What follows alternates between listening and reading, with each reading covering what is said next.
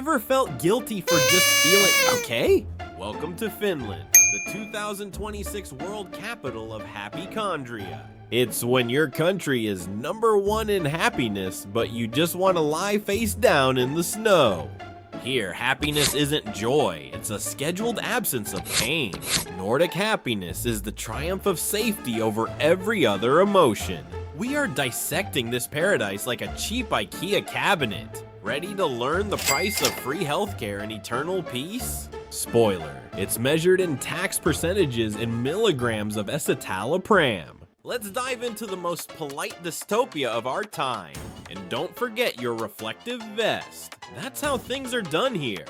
How does the UN even know who's happy and who's not? They use the Cantrell ladder. It's not about ecstasy, it's about stability. They ask, how close is your life to the ideal? A Scandinavian says, well, I have a job and insurance. Can't complain. In the end, we get a ranking of the most satisfied, not the most joyful. This is happiness from a lack of problems, like a dead calm ocean. If you're not afraid of starving, you're already at the top of the charts.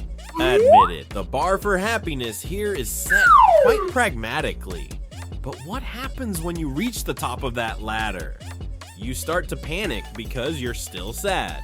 Maybe I'm defective, thinks a Dane looking at his perfect lawn. Scandinavia has a cultural law you won't find in travel guides. The Law of Jante. Rule number 1, don't think you are special. Rule number 2, don't think you are smarter than us.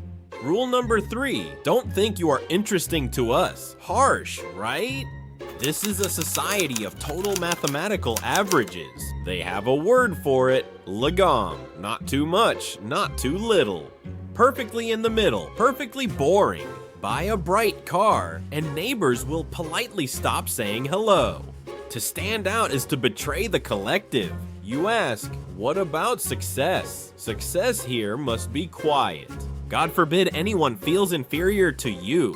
Result, a nation of people terrified of their own egos. If everything is so stable, why is Scandinavia the leader in antidepressants? In Iceland, every 4th person takes them. Every 4th. This is the price of an ideal life with no room for error. When you have everything, you can't blame the government for your sadness. You just sit in your cozy apartment and stare into the darkness. Speaking of darkness, 6 months without sun is no joke. In Oslo, it gets light at 10 a.m. and by 3 p.m. it's night again. Vitamin D here isn't a supplement, it's the meaning of life. And without it, the brain starts generating existential horror. And there you go, to the doctor for a happiness pill to last until spring. Now let's talk about money. Scandinavian taxes are legendary. Give 50% to the state? Easy, but hey, you get free school. The problem is that free here costs a lot. Bar prices make you quit drinking in a single evening. A $15 beer. That's not an elite club, it's a regular dive bar. So people drink at home, alone, to save money. They call it hygge, but it smells like social isolation.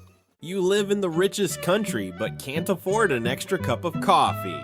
Because taxes ate your drive before you even got paid. This is socialism on steroids. Everyone has everything, but no one has extra. Scandinavia is the world leader in single-person households. Almost 50% of Swedes live alone. No cat, no wife, no problems. And no friends who can drop by without warning. It's not okay to bother people here. Even if someone falls, you'll think twice. Mutual aid? No, there's a specific agency for that. The state has replaced the community for people. You have everything to live, but no one to talk to about it. It's paradise for introverts and hell for everyone else. Is Scandinavian happiness worth its price?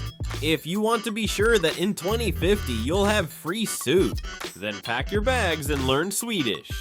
But if you want drive, emotions, and the chance to be better than your neighbor, you better head to Latin America. It's chaos, but it's fun. Scandinavia is the world's best retirement home for 25-year-olds. Silence, peace, and taxes. Perfect for those who are already tired.